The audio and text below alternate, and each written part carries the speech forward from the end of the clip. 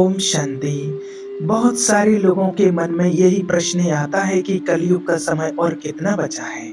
महाविनाश कब होगा? कैसे होगा? घोर कलयुग क्या है?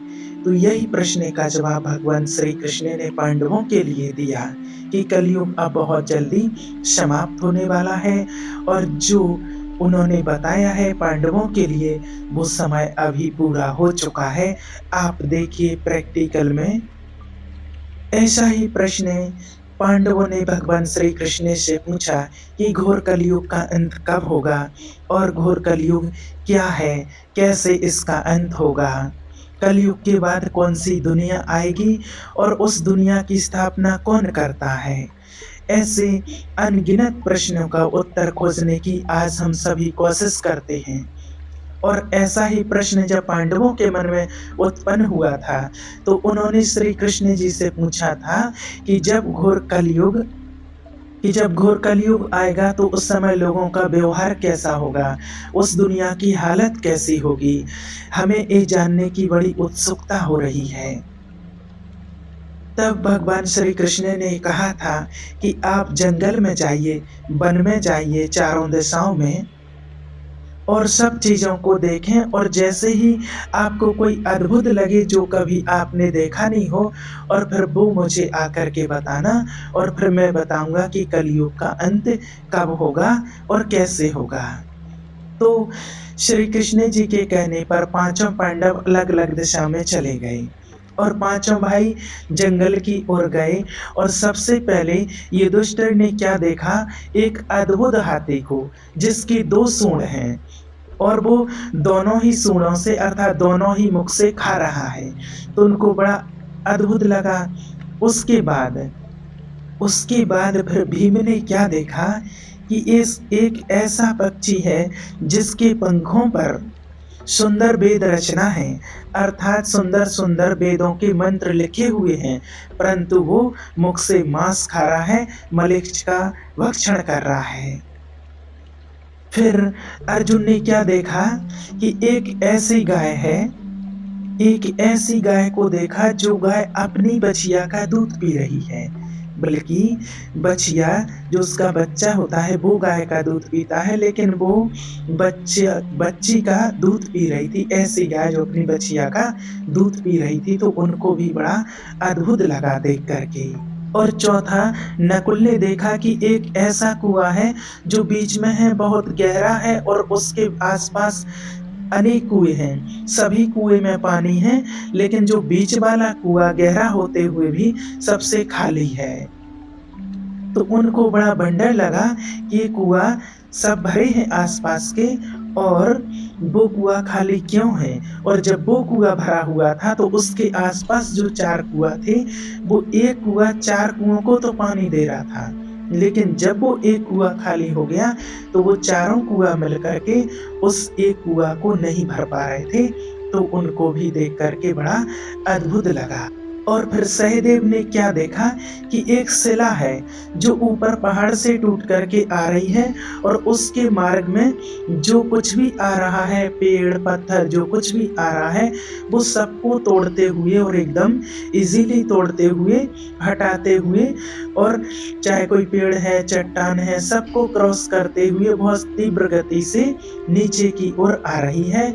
उसको रोकने की अनेकों कोशिशें की गई हैं, पर सब कोशिशें नाकाम हैं। पर नीचे आते ही, थोड़ी दूर और आते ही एक छोटे से तिनके से जब वो चट्टान टकराती है, तो वहाँ पर ही वो रुक जाती है। उसी एक छोटे से तिनके से रुक जाती है और इतने बड़े-बड़े पेड़ों और चट्टानों से वो शिला नहीं रुकी, तो फिर उनको भी देख कर के अद्भुत लगा। फिर पाँचों ही पांडव बड़ी उत्सुकता के साथ और ये पाँचों ही बातें फिर भगवान श्री कृष्ण को बतलाते हैं और कहते हैं कि ये क्या प्रभु, ऐसी अद्भुत चीज़ तो हमने आज तक नहीं देखी है। तो फिर सबसे पहले धर्मराज युधिष्ठिर ने बताया कि प्रभु, ऐसा तो मैंने कभी नहीं देखा है। मैंने 2 सूँड वाला हाथी देखा और 2 सूँड वाला हाथी और दोनों सूँड से खा रहा है। तो फिर भगवान श्री कृष्ण ने कहा कि हे धर्मराज, ये कलयुग के महाविनाश का, कलयुग के अंत का ये सर्वश्रेष्ठ चिन्ह है। ये पहला चिन्ह है, पहली निशानी है कि जब इस संसार में दो मुख से खाने वाले लोग पैदा हो जाएं, दो मुख अर्थात कि जो भी व्यक्ति सत्ताधारी होंगे, सत्ता में आएगा, वो दो ही मुख से खाएगा, अर्थात वो अमीर से भी खाएगा तो गरीब से भी खाएगा। उसके दोनों ही मुख सदा ही चलेंगे और वो दोनों को ही लूटेगा। तो श्री कृष्ण जी ने कहा कि ये कलयुग के जाने का प्रथम चिन्ह है, कलयुग के महाविनाश का पहला चिन्ह है। जब दुनिया में ऐसा होने लगे तब देख लेना कि कलयुग अभी अंतिम समय पर है।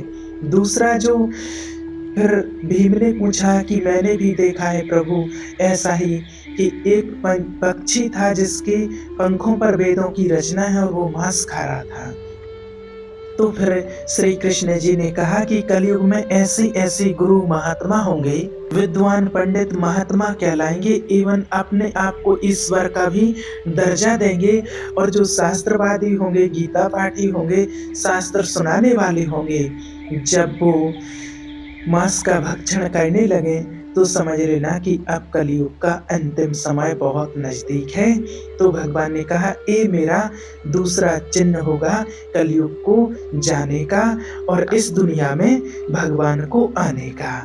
तो ये दूसरी निशानी बताई है कलयुग के जाने की। तीसरा जब अर्जुन ने पूछा कि मैंने भी माधव ऐसा ही अद्भुत चिन्ह देखा है कि चार कुएं, आपस में जो चार कुएं थे उसके बीच में एक कुआं था, तो वो जब भरा हुआ था तो चारों कुओं को पानी दे रहा था, मतलब एक कुआं चारों कुओं को भर रहा था।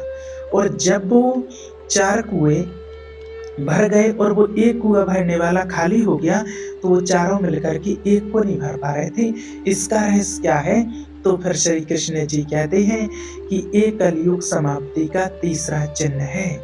उन्होंने कहा कि कलयुग के अंत में एक माता पिता के 4 बच्चे होंगे, 10 बच्चे होंगे, तो एक माता पिता उन चारों बच्चों का, 10 बच्चों की, 10 संतान की अपनी पालना कर लेंगे और उनको भरपूर करेंगे।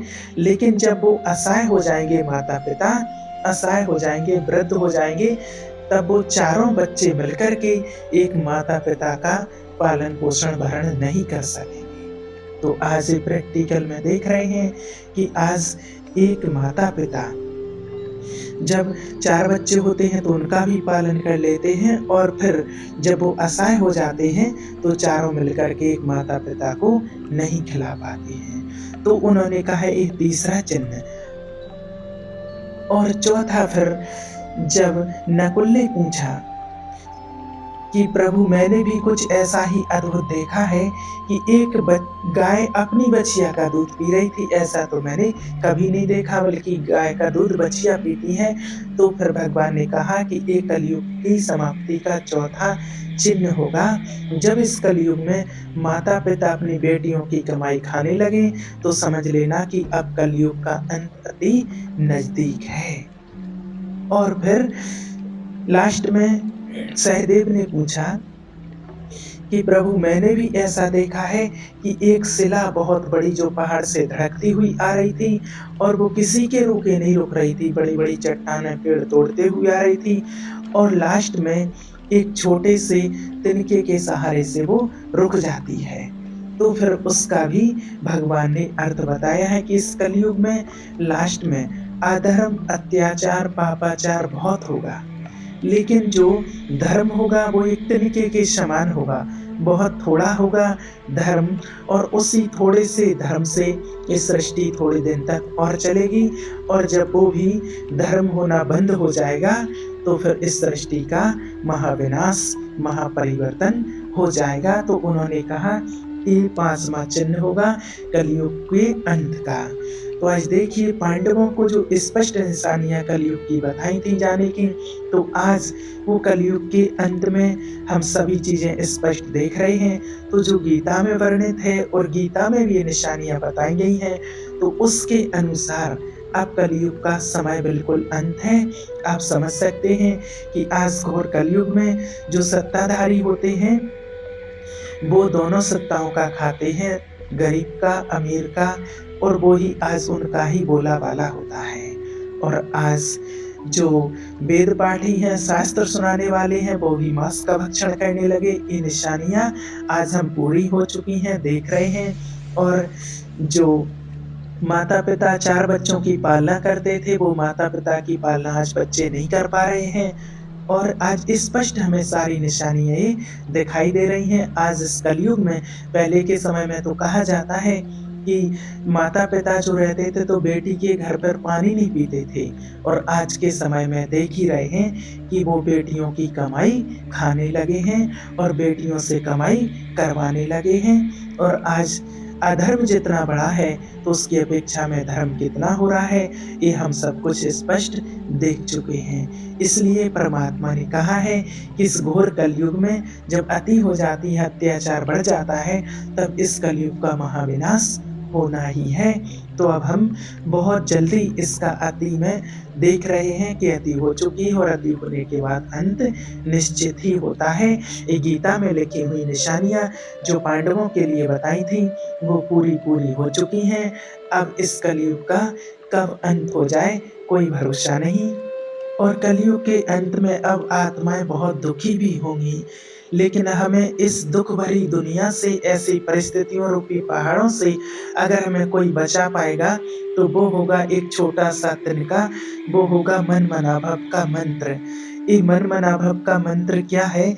गीता में इसका उल्लेख करते हुए बतलाते हैं कि देह सहित देह के सब संबंधों को भूल अपने को आत्मा समझ मुझे याद करो, ये है भगवानुवाच। तो ये सब कुछ तो हम देख ही रहे हैं, और इस कलयुग का कब अंत हो जाए कोई भरोसा नहीं है। इसलिए हमें अपने को, अपने कार्य व्यवहार को करते हुए, अपने बच्चों की प्यार से पालना करते हुए, अपने को आत्मा समझकर परमपिता परमात्मा को अपने को आत्मा समझ के परमात्मा को याद कर सकते हैं। वो ही हमें सारे दुखों से पार ले जाएगा। देखिए, हमारे जीवन का एक-एक सेकंड, एक-एक पल बहुत कीमती है। भले हम किसी भी युग में हैं, लेकिन हम चाहते तो यही हैं कि हमारा जीवन बहुत-बहुत सुंदर हो। इसीलिए तो सभी कहते हैं कि हमारा जीवन बहुत सुंदर हो। अब भूत और भविष्य किसने देखा? अगर आप चाहते हैं कि हमारा जीवन बहुत सुंदर हो, आने वाली हर परिस्थिति का हम बहुत सहजता से सामना कर सकें, बहुत अच्छी तरह से हम किसी भी दुःख को दुःख की तरह फ़ील ना कर सकें, और बहुत सुख की अनुभूति हो, तो उसके लिए हमें ये अभ्यास करना ही होगा। और इसके अनगिनत बहुत सारे फ़ायदे होते हैं। और जब हम परमात्मा को याद करते हैं, उससे अपना संबंध जोड़ते हैं, तो ये हमारे जीवन के दुःख कैसे सुख में परिवर्तित हो जाते हैं। तो आइए परमपिता परमात्मा से कनेक्शन जोड़ करके और अपनी बुराइयों को समाप्त करके, आज से ही हम अपनी इस कलयुगी रात्रि का अंत समझ करके और अपने जीवन की नई स्वर्णिम सुबह का शुरुआत करें।